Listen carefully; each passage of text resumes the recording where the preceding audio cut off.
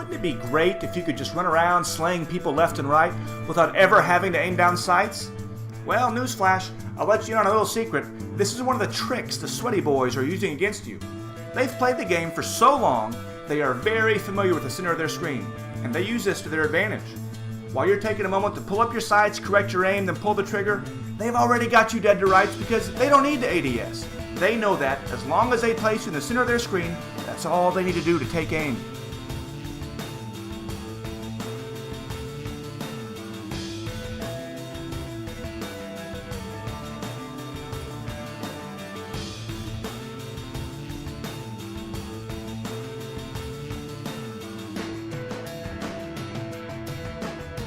Is this realism?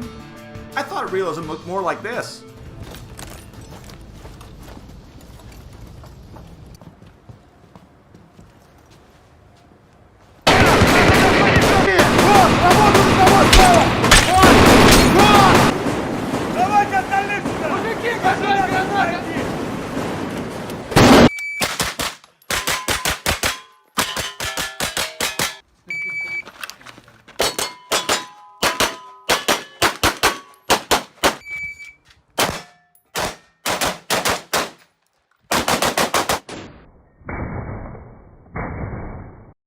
Clearly they were using their sights. They weren't pulling a Tarkov and point firing everything from their shoulder like we see in the highlight reels, or in games like Call of Duty or Siege.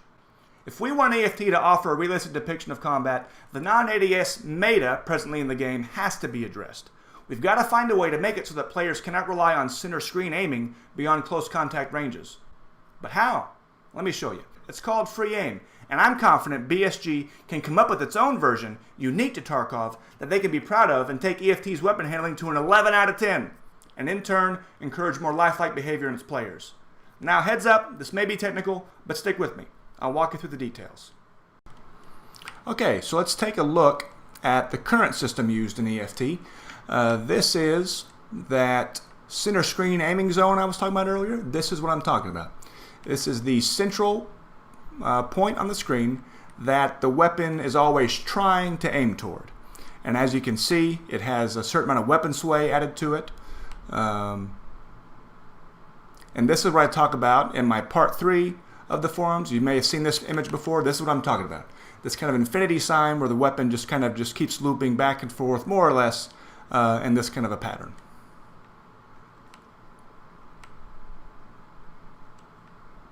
So let's see how that looks in game. It's pretty simple. We've got the center of the screen, and there's our little sway zone. And let's say the player wanted to look over, aim off to this X. All he has to do is center his line of sight, his view, with that X. And once he gets there, where's he aiming? Let's see. Simple. Right in the middle. And you can always confirm this just by ADSing. Now, that leaves a lot to be desired. Like we showed before, this can be exploited by players. This is another way to approach this would be something I'll call boxed free aim. Let me show you what that looks like. This is one of two I want to touch on. This is the first one, boxed free aim. Take a look at this. There's our little sway zone currently in the game. And what a box free aim would do would add this extra area around the center of the screen. And let's see how this works. Same thing. Let's say the player wants to aim for this X. He's going to move his mouse to the right. And here's what's interesting about box free aim. You'll notice for that first little bit, as long as his mouse, as his cursor, is within this little area, it's just affecting the weapon aim point. It's just moving the character's hands. And then once he reaches that boundary, the view starts catching up, everything goes to the view, and then boom, he squares up. But here's where it gets interesting. Where's he at right now? He could be kind of anywhere. In this case, his weapon will be tracked off to the right side. Since he used a lateral right movement, it would just go to the right. And this is where he would be. And this is, again, this would be that weapon sway zone would be applied to this point of aim. And again, going off of the forums, this is kind of what I was showing here with these two pictures. It's also part 3. I'm showing that within that little circle, the cursor is able to kind of move around depending on mouse input. And then once that bottom picture, depending on where the cursor is, it also applies the exact same sway pattern that's currently in the game. All right. Okay, now let's move on to another idea that BSG could play with for Tarkov. And that is what I'm going to call a ratioed free aim. So a big difference here, if you go back to the boxed free aim, you notice that, again, as long as the cursor is within that central free aim zone, nothing gets translated to the player's point of view, right? He has to go outside of those boundaries, and that's when his view starts shifting. This is something a little bit different, where all mouse inputs move the player's line of sight, his view, and the weapon's point of aim is allowed to kind of separate from that within a certain ratio, and I'll show you what I mean. Some games that use this, to my knowledge, would be like Red Orchestra uses something kind of like this, but I want to add in another ingredient that can make this very, very interesting for Tarkov. Let's see how this looks. Player starts moving his mouse to the right, and the image is kind of doubling, but you'll see what I mean here. This is where these are 3 cursors. We've got one, this is the actual point of aim of the weapon. This is the player's line of sight, which is kind of what the game currently is using, right? And then we have over here the intended point of aim. And again, you'll see that this is allowed to kind of lead the way. So the intended point of aim of the weapon leads, and the player's view follows, and then the actual point of aim of the weapon, where the muzzle is actually pointing, has a little bit of a delay, just slight delay. And you'll see as it reaches this endpoint, this is where I'm showing once the view has settled, the player's view has stopped. You see that middle mouse right here, that middle cursor? This is the weapon's actual aim point, where the muzzle is actively pointing. You'll see it takes just a minute moment to catch up. That's it. Doesn't take much. Then it resets the middle. So this would be something for like a tight and responsive weapon handling. Maybe it's for a certain platform of weapon. Maybe it's for when the character's ADSing. They could tweak this to apply to a lot of different things. Let's try this. This will be another one. This is an example I'll show of like what I'll call a loose ratio. This is like a cumbersome weapon, something that's really heavy and unwieldy. This could tie in with EFT's ergonomics and stuff like that. Let's watch how this plays out. Same thing. The weapon's intended point of aim leads the way, followed by the view, the player's view, line of sight, followed again at the very tail end, followed by the weapon's actual point of aim. So picture this. Again, there's a little bit of a lag here. The player's trying to move it, and it's heavy, it's bulky, it's for whatever reason, it kind of has a little bit of a lag to it. There those are again. And watch how this shapes out. The mouse movement stops, the player's view is stabilized, and here comes the actual point of aim of the weapon catching up.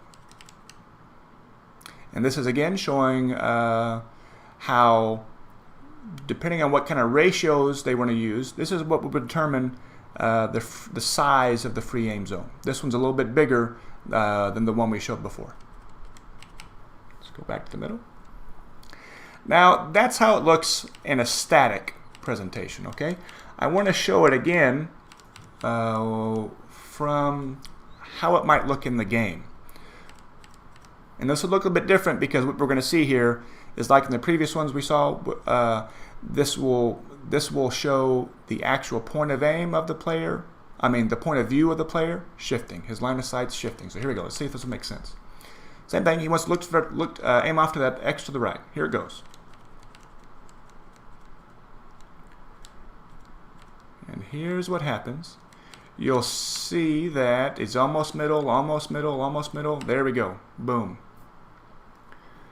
He's effectively faced the target, center of his screen. We have his intended point of aim has been allowed to drift ahead, to lead a little bit, to separate. We have the player line of sight, which is in the middle, which is this I'm trying to show these kind of translate. This is where the cursor is physically moved, but in game, again, this tracks in the middle. This is the actual point of aim of the weapon. So again, this is kind of lagging behind as he's facing the target. Now, watch how these work. This is very interesting. So here's how this might look. The point of aim of the weapon is tracking across the target, and it comes to rest. Right? Now, if your player wants to see what he's aiming at, he doesn't really know for sure from this view, right? He maybe gets a little bit of a hint, depending on where the weapon's kind of maybe drifted off to, left, right, up, down a little bit, but he's not going to know for sure until he ADSs. And boom, that's where we see this is where he's actually aiming. And what that means is, so picture that again, he goes to abruptly face a target, he overshoots it a little bit, right?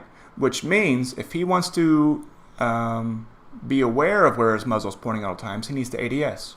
So he does a point fire, he overshoots, let me see where I'm aiming.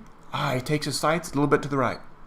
So now the player is actively going to shift the sights, just like it would in real life. You'd have to actively aim the weapon back onto the target where he wants to hit.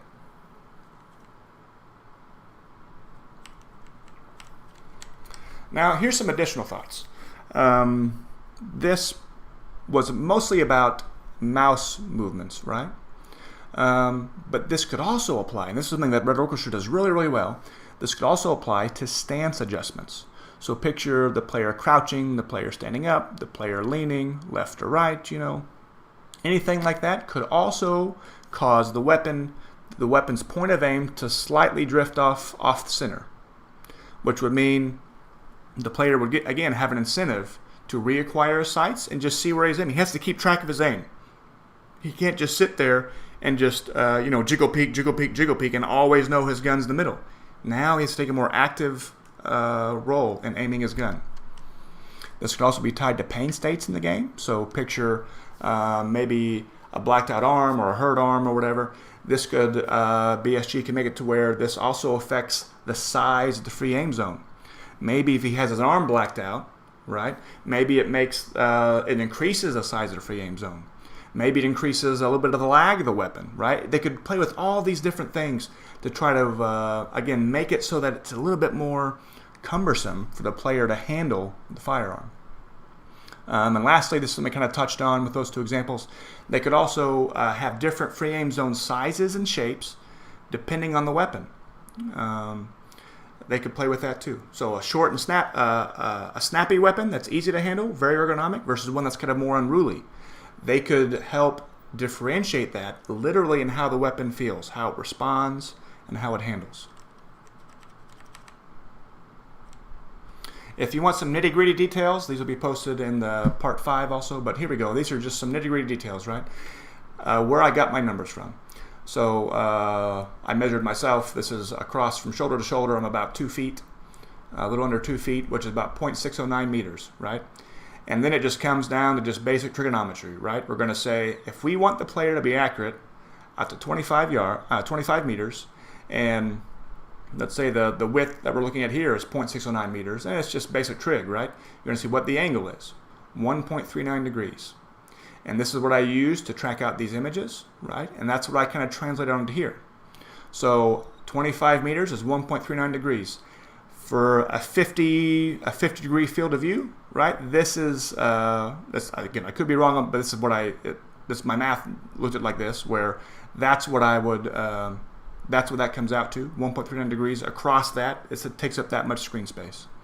Now the size of the circle I used in these representations is one. You can kind of see this kind of blue one, this blue circle superimposed here. So it's somewhere between 10 meters and 25 meters. I kind of cut the difference there. I feel like this could be a very interesting size for BSG to start with and to play with. And again, they can try if it's more or less to see what they fit. And again, they could differentiate it between different weapons, different platforms, different yada yada yada, right? And that's it. Thanks for watching. Join the discussion on the forums. I've got a new thread here, part 5.